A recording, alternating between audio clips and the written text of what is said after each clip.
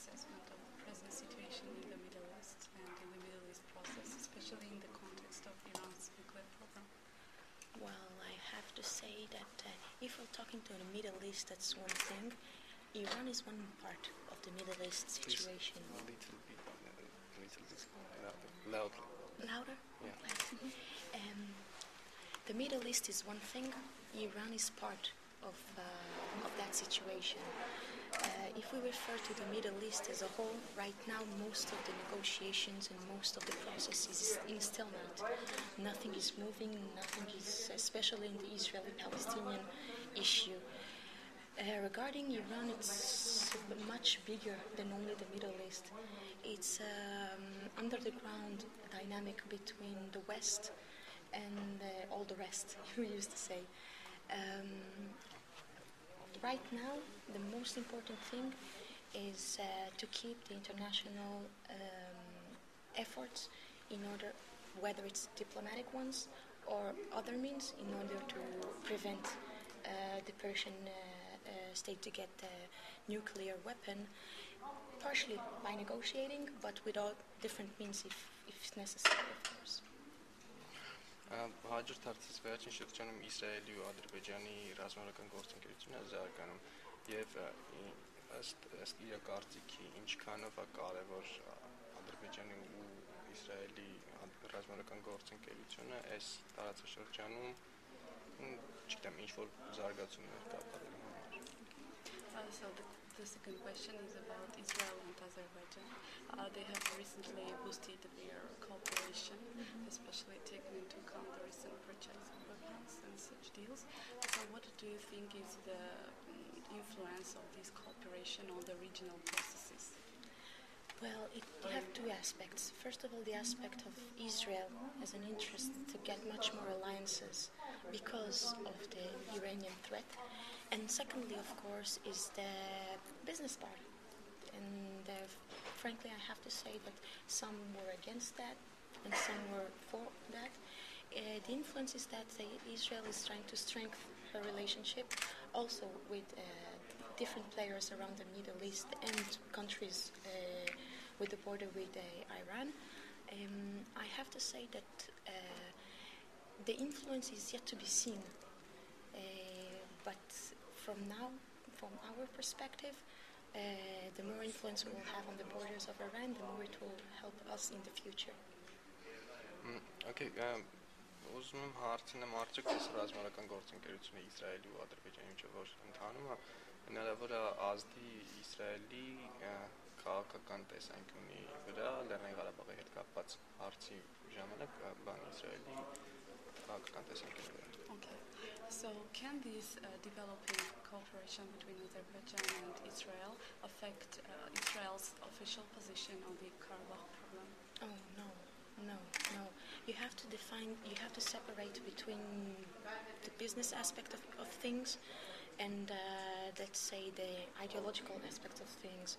We have a lot of connections and ties with the Armenians people, and I would love to elaborate on that. The official position is yet to stay the same as it is now, and that's the most important thing.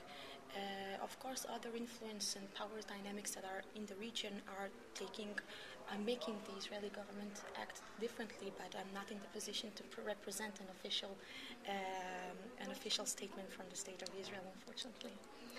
Բայց այսօր հենց Ադրբեջանի ամբասադոր դեսպանը կոմենտ արել Իրանում Ադրբեջանի դեսպանը կոմենտ արել որ գնված զենքերը օգտագործել են ոչ թե Իրանի, քանի որ Իրանը նման հարց է բարձրացել, այլ կոնկրետ Հայաստանի դեմ։ Ես դիվանագիտական պատասխան չեմ ակնկալում, ես ակնկալում եմ որպես էքսպերտի պատասխան։ Հիմա արդյոք կոնկրետ դա ինչ որ այս վերջի 1.6 միլիարդի պայմանագիրը ինչ որ լուրջ քայլ է կոնկրետ Իրանի դեմ Ադրբեջանի միջոցով, թե ինքն է կարծում որ դա Լեռնային Ղարաբաղի թեման է։ First of all, we don't expect an answer of a diplomat from you, like an expert assessment, just like that.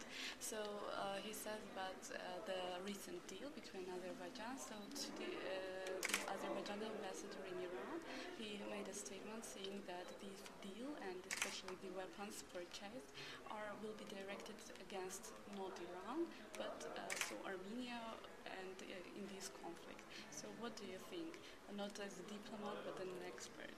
Will it influence the As an, decision? so not as a diplomat, that I'm not, but rather as an expert, I have to say that they don't have, the Israeli government don't have a way to influence on the way that it will be used. But I know they did some informal agreements regarding the way that these weapons will be used. It wouldn't change the way that Israel perceive and the Armenian and the Armenian relationship we have. I have to say that further in the future, that will be much clearer from my perspective to see how it will influence the region. But I'm well aware of that weapon deals are done not only with Azerbaijan. So that's from my end as a professional. Հիմա ուզում եմ թեման մի քիչ շեղեմ, ինչքանով է Իսրայելին ձեռ տալի արաբական գարունը։ Հենց այդպես արաբական գարունը, ընդհանուր Middle East-ում ինչքանով է ձեռ տալի Իսրայելը։ So the next question is about regarding Israel's benefit from the Arab Spring. He asks, does it have some interest in this Arab Spring and all the developments that are going on? Of course. The Arab Spring, I have to, shocked Israel and shocked all the region, I have to say. We don't know yet what will the Arab Spring bring.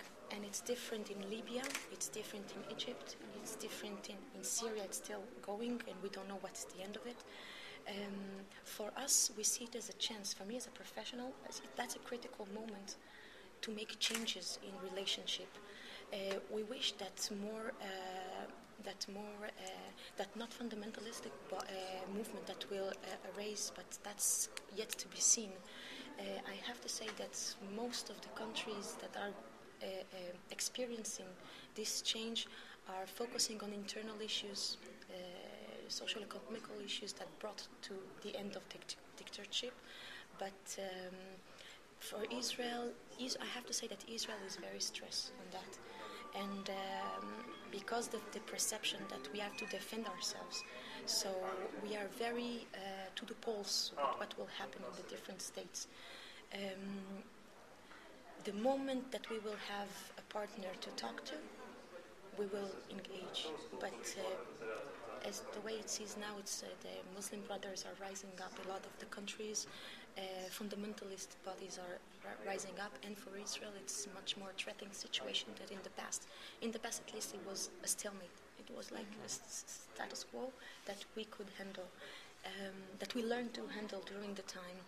Now the peace agreement with Egypt is a little shaky. You have voices that are coming from the north, and especially from Syria. Israel hopes that much more determined movement will rise, and we will have a chance to engage in a different dialogue than in the past. That is from the spring. It's a very, very big issue, the Arab Spring in the Israeli world. Վերջերս ես միջազգային էքսպերտների, փորձագետների միջազգային միջոցառման էի մասնակցում, ու այնտեղ արևմտյան էքսպերտներ, բազմաթիվ էքսպերտներ կային, կարծիք հայտեցին, որ արաբական գարունը դա մեծ մերձավոր արևելք ամերիկյան կամ CIA ծրագրերի սկիզբն է, այսինքն բաժանումը, բալկանիզացիա տեղի ունենում մեծ մերձավոր արևելքում, ու դա սկսվել է արդեն։ Սիրիան կմասնակցի, Իրաքը կմասնակցի, արդյոք ինքը տենց է կարծում, որ սա մեծ մերձավոր արևելքի ծրագրի իրականացման սկիզբն է։ He has recently participated in a conference which featured many experts from different states, and they expressed such an opinion that Westerns, that they expressed an opinion that these problems, this Arab Spring, is the start of great Middle East project, which is held by U.S. and so special services, and it will result in splitting Iraq, splitting Syria, dividing these Arab countries. Do you share this opinion? Humbly, no. Humbly. I'm not, I don't know who, but it's having the perception that it's premeditated, that it's planned. These kind of events are like a domino. That these are things that are happening. One individual who burned himself because of economical problems just generated a sequence of butterfly effect that nobody can know when it will end. Me personally, I come from the complexity system dynamics theories. One thing happens, generate a sequence of things that nobody can know what will be the end of it. I wish it was premeditated and well planned, but reality is much more interesting than we think.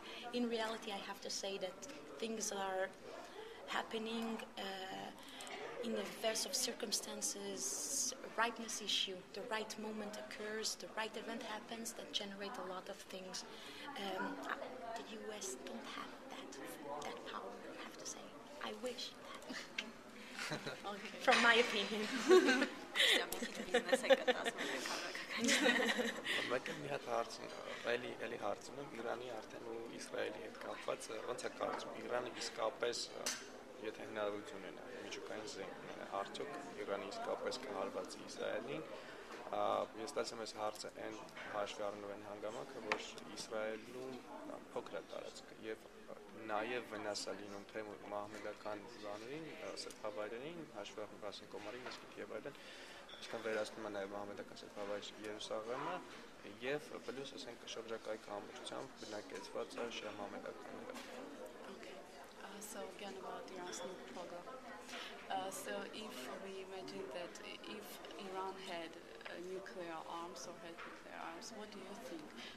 If it attacks Israel, so if we imagine that it attacks Israel, it will destroy some not only Christian and Jewish sites, religious sites, but also Muslim religious sites, and it's also the territory is very small and it will definitely affect Palestine. And so, what do you think in this context? Will Iran, even if it had nuclear arms, attack Israel? And why? I don't think you can say a lot of things about the Iranian leadership, but they're not stupid. The strength of having a weapon is much stronger than using it. From my professional point of view, they will use it only if they will be attacked as a doomsday weapon or something like that. I'm sharing a professional perspective with a lot of other of my colleagues saying that it's more of a psychological war than an actual weapon war. Much similar like the time of the Cold War between the US and the SSR. But I don't think that Iranian will use the weapon, but it's still a very strong argument when we need to generate an international dialogue and international initiative, whether it's with the UN or whether it's with the EU. I rarely think they will use it. I don't think. I'm a very new, calm Israeli. Very strong.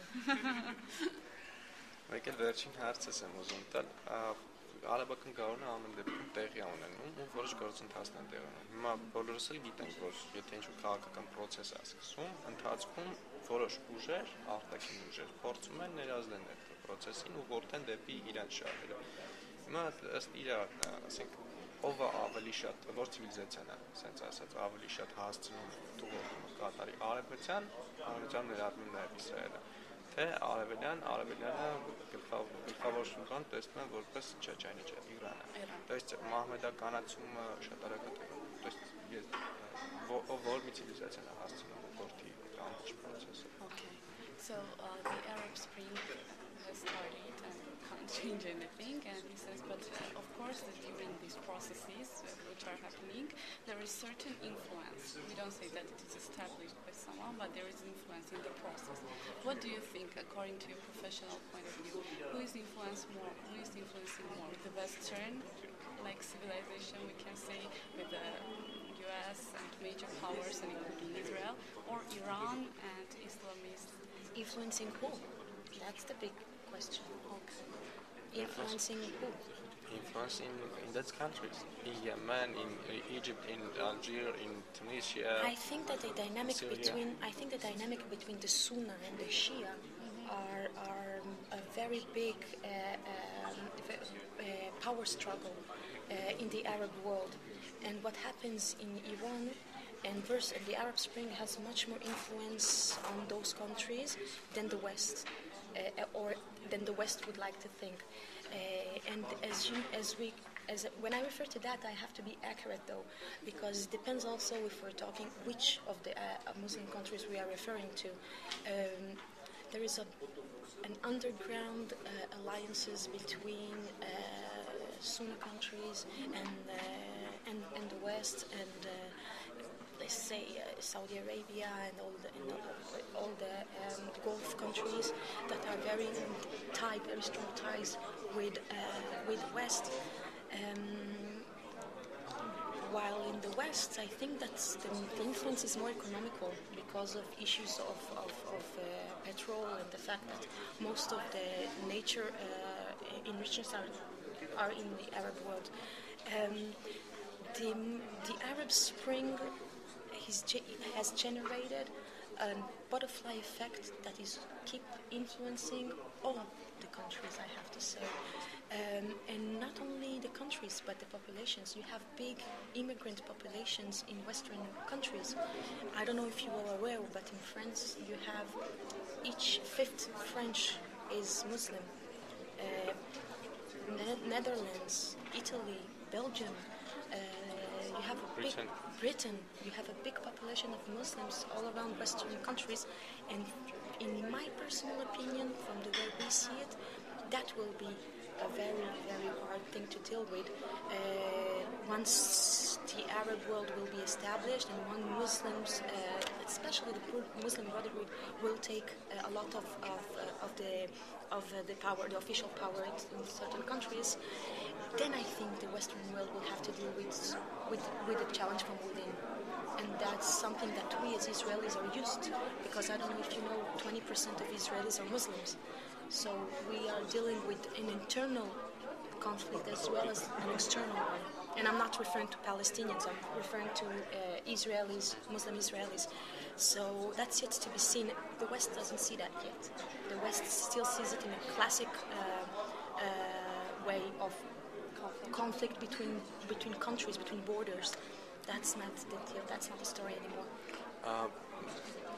Ես մի քիչ հեքիաթային բառ կարող օգտագործեմ, բայց արդյոք իր կարծիքով սա նոր արաբական արշավանքն է, իսկ երբ որ բոլոր երկրներում, բոլոր արաբական երկրներում, մուսուլմանական երկրներում մուսուլման եղբայրներ կան իշխանություն, դες խալիֆաթի նոր վերականգնում հնարավոր է։ He says he's just saying something from fairy tale, but is it possible that it is like the start of a new caliphate when all the Muslim brothers just are gradually coming to power in the Arab states? It's the same as the US doesn't have that influence. I'm saying that the other way around. It's one incident that provoked a series of events that nobody yet knows how they will end. The Arab world now is in fire. People, Muslims are killing Muslims, and we don't know yet how it will end. I can tell you that worldwide fundamentalists are getting strength. Also in Israel, the right-wing parties are getting much stronger than in the past. For me personally, it's a red light. It's a flag for us to take note, in order to prevent for history to repeat itself in different situations, in different versions.